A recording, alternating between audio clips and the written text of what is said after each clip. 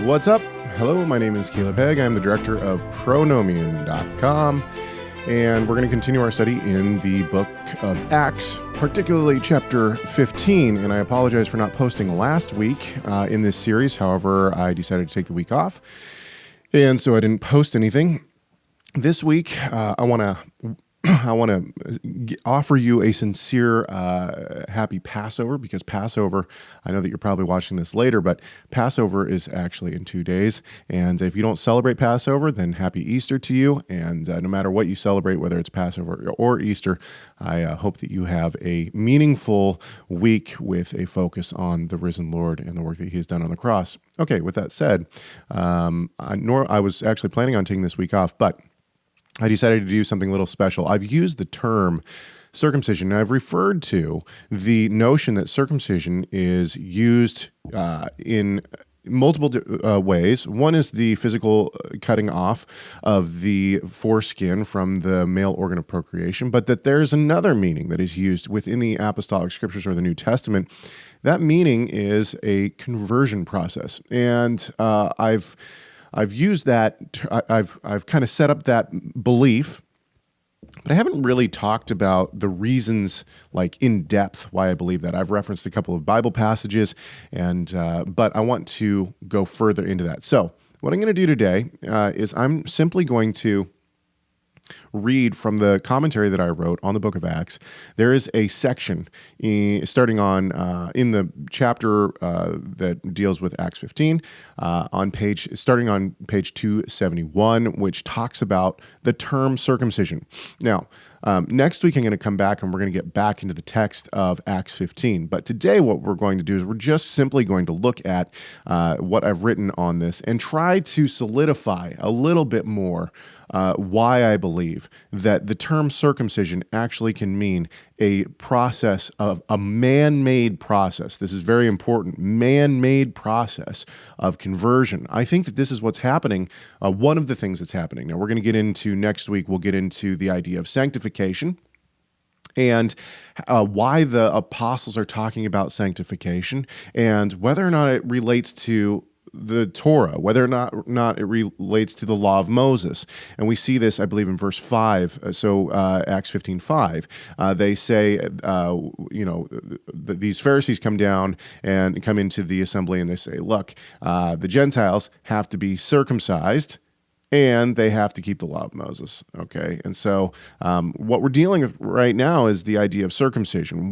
And we see this in the beginning of Acts as well, or Acts 15 rather, as well, is that they're using this term circumcision, but this has been, in my opinion, this has been misinterpreted by the church at large. Okay, so let's go ahead and switch over to my commentary. This is once again page 271, and I am going to read for you here. It says the common term circumcision/circumcised is used in Acts 15:1. Yet this phrase is often taken for granted, although this word is sometimes used to mean the cutting away of flesh from the male organ of procreation. I believe it was also used to refer to a man-made ritual of conversion. Although this ritual may have varied from group to group, it was the practice that marked a Gentile as moving from the status of pagan outsider to included proselyte. We have already seen this distinction in chapter 13 when we see God-fearers in the synagogue, but only Jews and proselytes come to speak with Paul in verse 43. Okay, well, this is important, and the reason this is important is because we do see that there seems to be a difference between God-fearer in Acts 13 and proselyte. The proselytes actually are able to come talk to Paul, but not the God-fearers. So it seems like the God-fearers might be in the synagogue, but share a much lesser status than the proselytes, those who have gone through the ritual of conversion. Well, another thing that needs to be said is that this shorthand is being used because I believe it's the last step across the board of various Judaisms in the first century. And we do need to use the term Judaism. There's not a monolithic Judaism in the first century. There wasn't like one Judaism that everybody ascribed to. There are all these different factions. We even see this in the scriptures, right? We see Sadducees, we see Pharisees. From the Dead Sea Scrolls, it seems like we have Essenes and other things. So All of this to say that there are factions of Judaisms in the first century. Within these factions, I believe that no matter what faction you're talking about, the final step in a conversion into that specific group of Judaism is to be circumcised. And so this ritual of conversion, man-made, by the way, not found in Scripture anywhere, but this ritual of conversion is actually referred to by the shorthand of the final step in that process, which is circumcision. Okay, let's keep going with this commentary. So right down here. There is evidence to suggest that within the first and second century, not only were the Gentiles looked down upon, but the belief was that only Gentiles that became proselytes would have a place in the world to come. Terence Donaldson notes that in 2nd Baruch, those Gentiles that don't take on the yoke of the law will suffer eternal punishment. Yoke of the law. This is actually interesting. We'll get into this later when we look at the text of Acts 15 next week. He then cites Pesach R161a, which states the proselytes will take part in judging the nations, showing that some later rabbinic tradition put conversion in a favorable light. Donaldson then states, now this needs to be, I need to talk about this real quick. I think that it's important to note that this does not show, this right here, does not show what was going on in the first century. It shows later rabbinic belief, but this may show some carryover of theology from earlier times, which may reach into the first century. This is what Donaldson says. He says, admittedly, most of the texts cited are post-70 CE, and not all of them are positive towards proselytism. Nevertheless, on the basis of this evidence and of the full discussion in chapter 3 above, we can make the following observations with confidence. Number one, many within Judaism expected the exclusion and judgment of the Gentiles in the future. Number two, most of Judaism was prepared to receive proselytes in the present. Number three, these two opinions can be easily combined within the framework of covenantal nomism, as the Tanaitic evidence demonstrates. And number four, the likelihood of such a combination is in no way dependent on the events of 70 CE. There is every reason, then, to suppose that for one strand of Judaism, at least, the Gentiles' hope of salvation in the age to come depended on their becoming proselytes in the present age. That I think, is an important statement. Okay, moving on. There is little data that, this is me now again, there is little data that allows us to understand the first century procedures of becoming a proselyte, but we can be sure of one thing. The Torah does not prescribe such a process or suggest that such an act was necessary or right. In fact, the opposite is true. We see this in Galatians 3. And we see this in Romans 6, I believe. We see this in Genesis, right? Abraham believes God, and it is reckoned to him as righteousness. He doesn't go through a ritual of conversion. And in fact, in Galatians 3, Paul talks about this. He talks about the notion that that Abraham believes God first, and it's not a ritual. He doesn't circumcise himself first. It's not on the basis of works that any man would boast, the work of becoming a Jew or becoming a proselyte or anything else. No. It's not on the basis of that work. It's on the basis of his faith that he is saved before he does anything like that. So it's not any act of circumcision or anything like that that saves this person. It is his faith that saves him. So this is important to note that the scriptures actually teach the opposite of this. Okay, let's keep going. Hegg, that is my father, Hegg has argued that the term circumcision in the first century was sometimes used as a shorthand for such a man-made conversion process. And this is a quote from my father. He says, from the perspective of the rabbis, a Gentile could secure a place in the world to come only by becoming a Jew. This, the rabbis taught, was possible through becoming a proselyte, a ritual based entirely upon their rules, but without any foundation in the Torah itself. In fact, the added phrase, according to the custom of Moses, in the opening verse of Acts 15 may point to the fact that the disagreement taking place between Paul and Barnabas and the others was not over what the written Torah prescribed for Gentiles, but whether or not the additional teachings of the sages were binding upon them. Thus, when men from Judea taught that unless you are circumcised, undergoing the ritual of proselyte, according to the custom of Moses, you cannot be saved, they were simply applying the standard theology of their day. This is what the council was dealing with. Did all Israel have a place in the world to come? And the answer is, well, that's a totally different matter. Anyway, did Gentiles therefore need to submit to the man-made ritual of proselyte so that, in accordance with the prevailing theology, they too could secure eternal life, that is, be saved? Now, I should say that I take a little bit different view than my father on the term according to the custom of Moses. I believe that this is a shorthand, and I talk about this in a previous video, so if you haven't seen that, please go back and take a look. I also talk about this in my commentary at length, and so I would encourage you, if you want to know more about that and see my reasoning for that, you can go back and look in my commentary, which is available on Pronomian.com. Shameless plug. Okay, here we go. Let's keep going. Ultimately, the idea that the Gentile would undergo circumcision and become a Jew stemmed from a belief that non-Jews were the antithesis to God's chosen people. Being part of Israel meant being part of the chosen people of God, and thus being in covenant relationship with Him. In other words, if you were part of Israel, you were righteous in God's eyes. Being circumcised meant covenant membership, which ultimately meant chosen of God.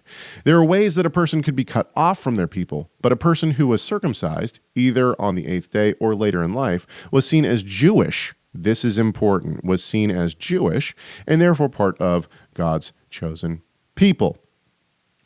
And this is going to be a quote from, let's see here, James Dunn. So James Dunn says this. He says, the basic point is that circumcision was inextricably bound up with Jewish identity. That is, with the identity of the Jews as the people of Israel, and the people chosen by God from among all the other nations to be His own. Peter separated himself from the Gentile believers in Galatians 2:12, under pressure from those whose identity or position was derived from their circumcision. The same references remind us that from a Jewish perspective, the rest of the world, the other nations, could be categorized simply as the circumcision, the one physical feature standing for all the other nations in all their diversity. End quote. Such a belief in national and ethnic superiority can be seen from writings in the first century. Works from around the time of Paul show that being circumcised was understood as equivalent to being a Jew. A fragment from the Epic of Theodotus, translated by F. Follow, recounts the rape of Dinah and reads, And Dinah, still a virgin, came into Shechem when there was a festival, since she wished to see the city. But when Shechem, the son of Hamor, saw her, he loved her. And after seizing her as his own, he carried her off and ravished her. Then, coming back again with his father to Jacob, he asked for her in the partnership of marriage. Jacob said that he would not give her until all the inhabitants of Shechem were circumcised and became Jews. Hamor said that he would persuade them. Concerning the necessity of their being circumcised, Jacob says, For this is not allowed to Hebrews to bring sons-in-law or daughters-in-law into their house from elsewhere, but rather whoever boasts that he is of the same race. This is very important because it shows that the belief in at least some thought, in some lines of thought, was that a person could become of the same race or become Jewish. And this is essentially what happens even in modern times within Judaism. Theodotus equates being circumcised with becoming a Jew. This is not just a change of religion, but rather an ethnic change. A belief that circumcision changed a person's ethnic status is also put forward by Josephus, who relates a story set during Paul's lifetime of a Parthian prince, an eventual king, who takes upon himself the commands of Torah. This prince, named Isates, was to complete his devotion to the Lord by becoming circumcised, but his mother advises against it. And this story is rather long, so I do quote parts of it. It is important, though, and so I'm going to read it. And as he supposed that he could not be thoroughly a Jew unless he were circumcised, that's interesting right there, he was ready to have it done. But when his mother understood what he was about, she endeavored to hinder him from doing it. and said to him that this thing would bring him into danger, and that as he were a king, he would thereby bring himself into great odium among his subjects, when they would understand that he was so fond of rights that were to them strange and foreign, and that they would never bear to be ruled over by a Jew. So this is actually important because his people would see him as as ethnically Jewish. And now it could be argued. I will admit that it could be argued. Well, no, as a Jew religiously. Okay, fine. But let's keep going with this story. Isaiah is able to live out the Torah without consequence, but taking on the final step of circumcision would place him in a different category. It would define him as a Jew in the eyes of his people. Isaiah was originally taught about God and the laws of Torah by a Jew named Ananias, who was one of his advisors. When Isaiah was considering circumcision, he told Ananias what his mother had said, and the advisor agreed with his mother, saying, quote, that he might worship God without being circumcised, even though he did resolve to follow the Jewish law entirely, which worship of God was of a superior nature to circumcision. Okay, so let's just pause right here for a second. And the reason we want to pause is because keeping the Torah and the customs and living a life that looked quote unquote Jewish would not consider you to be a Jew. That, like, his people wouldn't care if he was celebrating the festivals, eating a kosher diet, whatever it may be, keeping the Sabbath, right? These things were not going to bother his followers. But if he became circumcised, something shifted. Now he was in the category of Jew. Now he was a Jew. So there is a difference between living like a Jew and then taking that final step of circumcision and becoming a Jew. And what's perhaps most important for our study here is the fact that the final act of circumcision is what makes a person, in the eyes of others, be seen as a Jew. That's the important part. Okay, let's keep going. Okay. So, sorry, right down here. Josephus then introduces another advisor to Isaiah, a Jew named Eliezer, who is described as being esteemed very skillful in the learning of his country. Eliezer has a different understanding than Ananias and believes that Isaiah should become circumcised. And this is what he says: "Thou dost not consider, O king, that you unjustly break the principle of those laws and are injurious to God himself by omitting to be circumcised. For you ought not only to read them, but chiefly to practice what they enjoin thee. How long will you continue uncircumcised? But if you have not yet read the law about circumcision and do not know how great impiety you are guilty of by neglecting it, read it now." Isaiah ends up calling for a physician and becomes circumcised. We can first note that Judaism within the first century was not monolithic. We have two Jews with two very different views. One believes Isaiah should keep the Torah and the customs, but not undergo the final step of circumcision, while the other view believes keeping the Torah and customs without being circumcised stands against the very Torah Isaiah is attempting to keep. We should also highlight the fact that circumcision is the final step in conversion. Isaiah is not considered a Jew even when he follows the commands of Torah and the customs of the Jews. In other words, this king can live and worship according to the Torah and the customs of the Jews all he wants, but no one considers him Jewish or part of the covenant people until he undergoes the act of circumcision. This one ritual act changes everything and places the king in a totally different category, not only for the Jews, but for the Gentiles under his rule. We may see some of this continue throughout generations. Although the Talmud is at least 600 years after Paul converted, a Gentile took on an ethnic change just as they did in the first century. When speaking on proselyte conversion in the Talmud, Oscar Scarsani states, "What was the status Now, let's stop real quick. I have railed against people who attempt to read the Talmud and the Mishnah back into the first century. I don't believe that we can do that. So that's not what I'm attempting to do. What I am trying to say is that we do see continued traditions sometimes held over, and I think that it needs to be clearly stated that the Talmud does not reflect necessarily back into the first century. We need different witnesses of the first century to show something is established, then to say this could have held over. This would have held over into the later rabbinical writings. And this may have been one of them. I certainly, as my father often says, I would not fall on my sword to say that a later rabbinical interpretation is a holdover necessarily. However, if we have enough witnesses from the first century, then this boosts the credibility that something may have held over 600 years into the future. Okay, so let's keep going. This is a quote by Scarsani. What was the status legally and religiously of a new convert or a proselyte? The basic principle was simple as well as radical. At his conversion, the proselyte began a completely new life as a Jew. He was like a newborn child.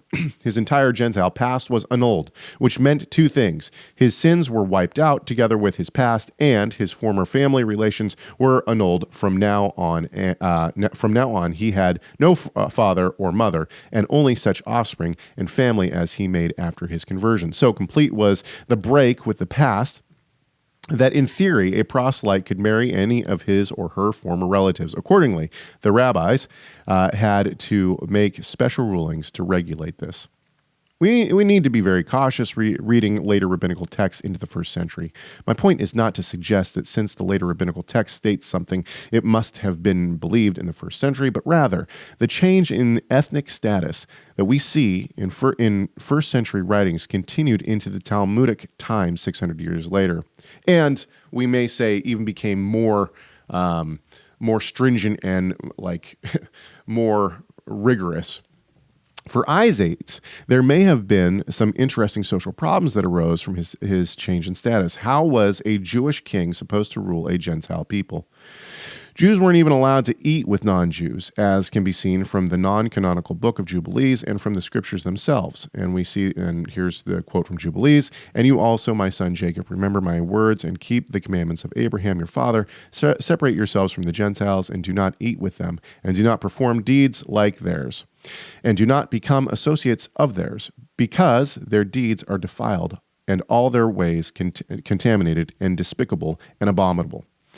So, when Peter went up to Jerusalem, the circumcision party criticized him, saying, "You went to uncircumcised men and ate with them."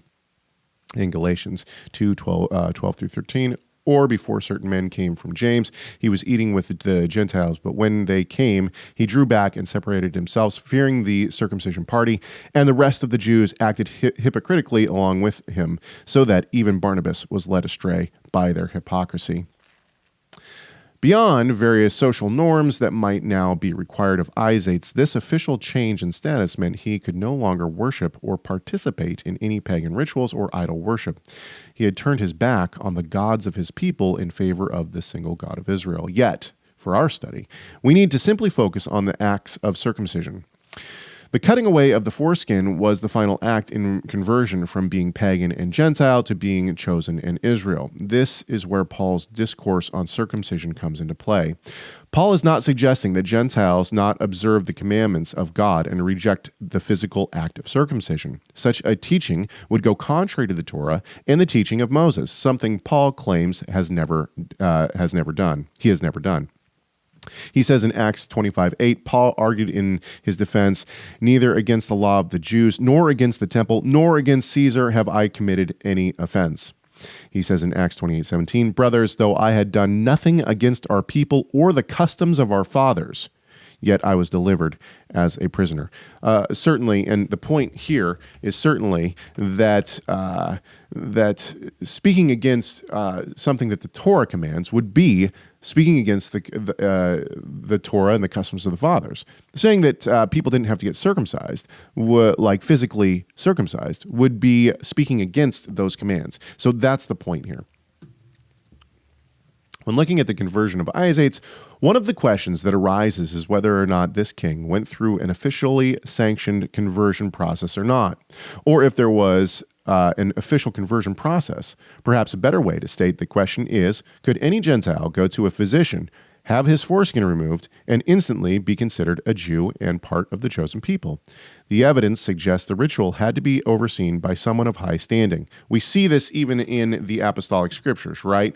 Paul has enough standing because he has studied under Gamaliel to circumcise Timothy. So when he goes and he circumcises Timothy, it's as if he's overseeing the circumcision. Did Paul actually physically circumcise Timothy?